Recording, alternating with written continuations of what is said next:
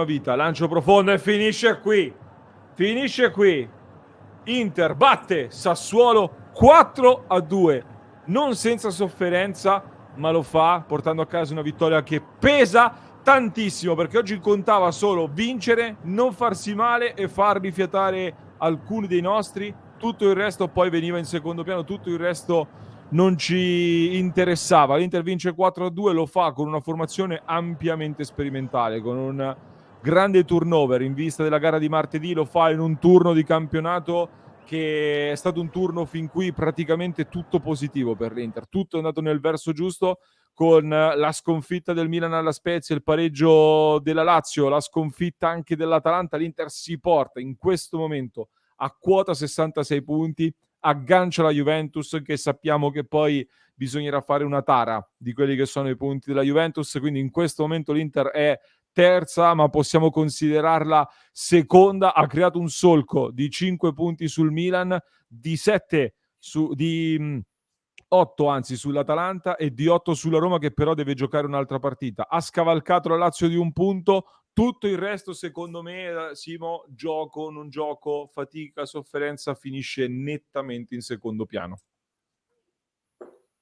Sì, sono assolutamente d'accordo. È una partita che, è chiaro, non è che sia andata bene, soprattutto ricordandoci le Inter recenti, anche di campionato, non solo di Champions, perché siamo partiti male e comunque il gioco non è stato il solito, ecco, diciamo così. In più ci aggiungi che, insomma, da un 3-0 a un 3-2 con sofferenza finale non è esattamente la cosa principale che ti auguri, ma questa era la classica partita che giudichi solo sul risultato, ripeto, lo dicevo all'intervallo, era la partita più difficile dell'anno, perché è quella in mezzo alle due semifinali di Champions, in cui per forza fai turnover e per forza fisiologicamente una parte della tua mente è appunto sulla semifinale di ritorno. Quindi questa gara andava vinta, non importa come, non importa di quanti gol, non importa come, diciamo, in che modo a livello di gioco, andava vinta, punto. A maggior ragione se, come diceva allora, ti ci metti il Milan che perde, la Lazio che pareggia, l'Atalanta che perde, cioè era un'occasione irrinunciabile,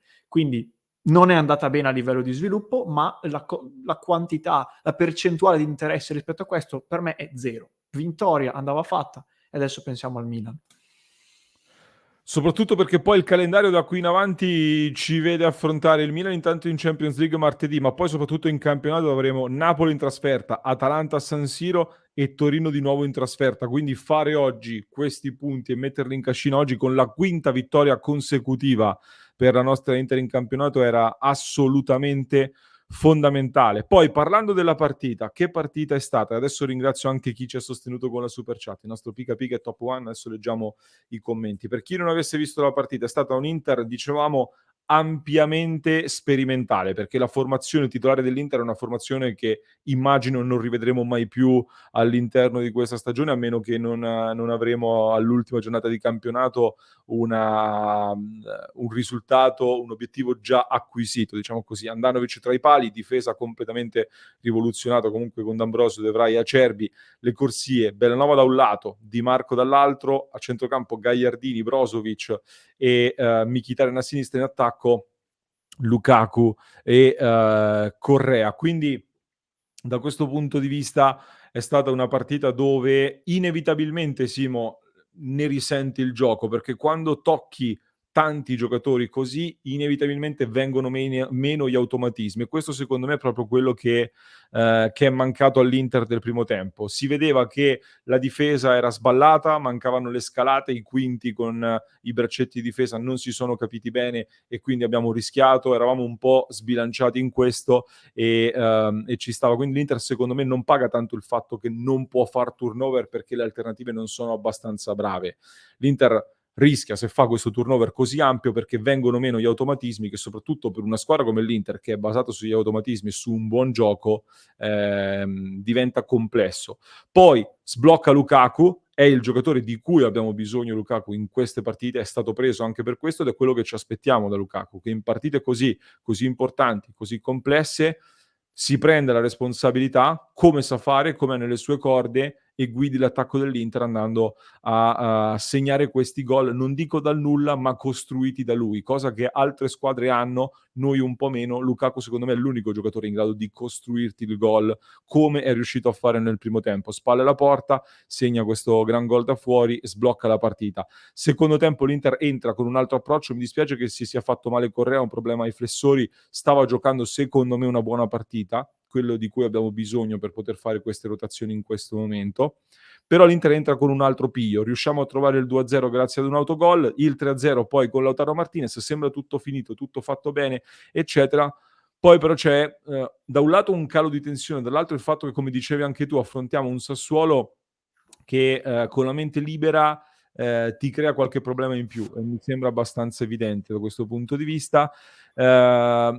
La gestione, ecco, anche qui il primo gol tutti colpevolmente troppo fermi, Andanovic secondo me qualche responsabilità lì ce l'ha, perché il pallone che t'arriva in area piccola la dovresti prendere e segna Matheus Henrique di testa. Il gol di Frattesi, anche qui c'è una doppia responsabilità secondo me. Gagliardini esce a vuoto sull'anticipo sul centrocampista del Sassuolo, che lo taglia fuori, riesce a penetrare fino al cross. Sul cross Aslani si chiede perché Aslani non fa la mezzala, perché Aslani non può giocare mezzala. Aslani ha il compito di seguire Frattesi, che fisicamente se lo mangia, perché Frattesi su questi inserimenti è veramente fortissimo. Quindi evidentemente Inzaghi qualcosina in più rispetto a noi avrà visto sul perché magari Aslani in quella posizione lì qualche difficoltà a livello difensivo può averla, ma non può essere questa la partita che ci dice di mettere da parte Aslani, anzi bisogna continuare a puntarci, bisognerà continuare a valorizzarlo, però ecco, anche qui questa cosa si è vista. E nel finale, quindi un po' di apprensione, per fortuna ancora una volta Lukaku, che sembrava cotto fisicamente, aveva avuto un problema al piede, riceve questo pallone e trova anche un gran gol nel finale, perché non era semplice con un angolo abbastanza stretto, e la mette sul secondo palo e chiude la partita. Risultato importantissimo, ribadisco, contava soltanto vincere. Altre squadre in questo periodo hanno sofferto la mancanza della possibilità di fare turnover, non sono quando l'hanno fatto altre squadre hanno perso punti, l'Inter inanella la quinta vittoria consecutiva, lo fa facendo appunto un buon turnover, non totale, ma molto completo.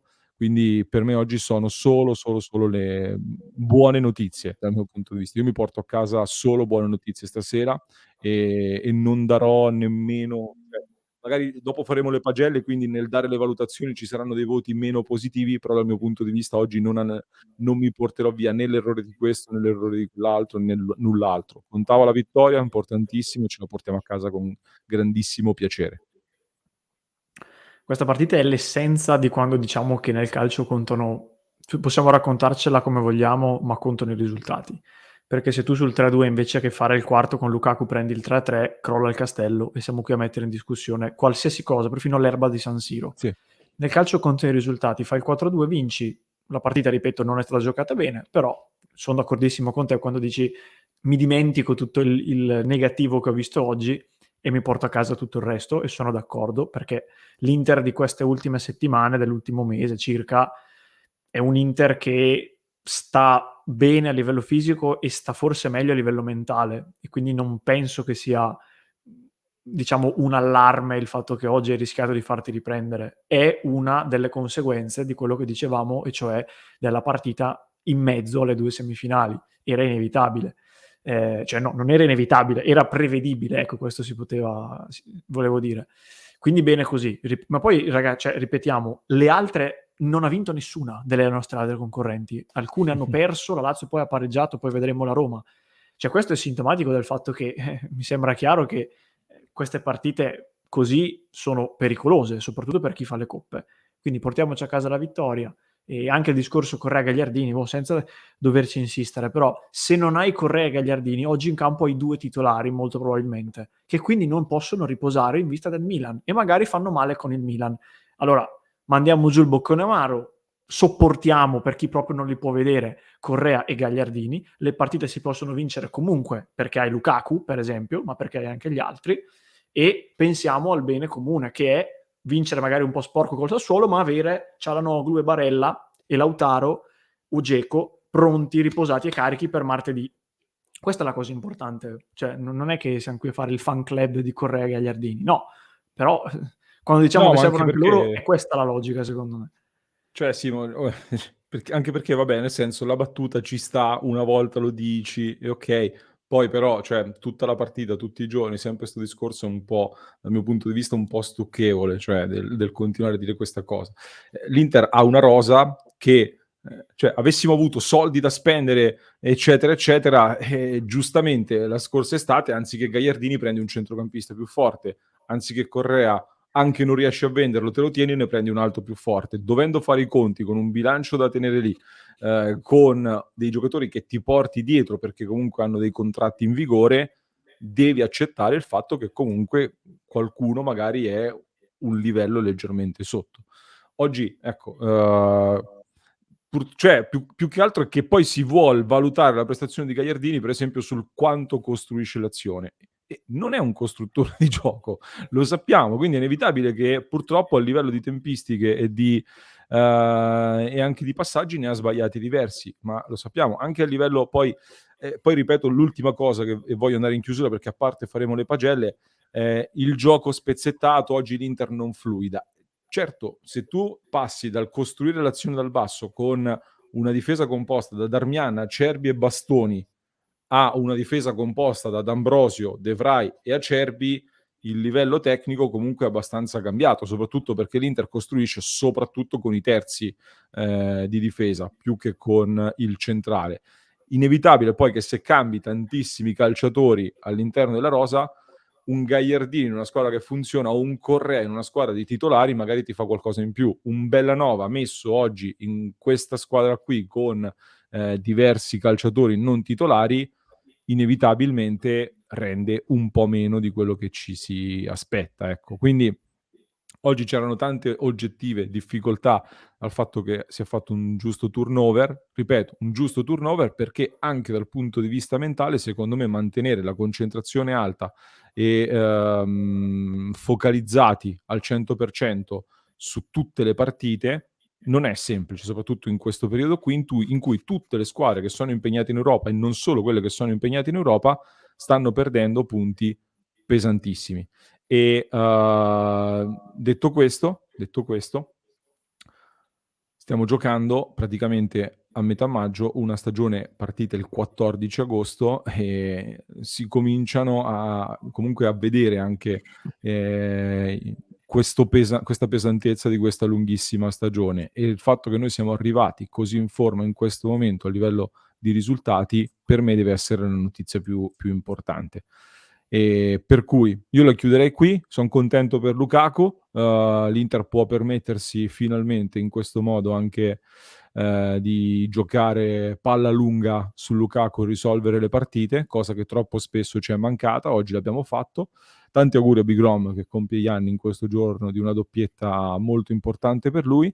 Non so Simo se hai altro da aggiungere, le pagelle poi le faremo a parte nella nostra pagella dei tifosi. La chiudiamo qui allora con Simo che ci dice di sì.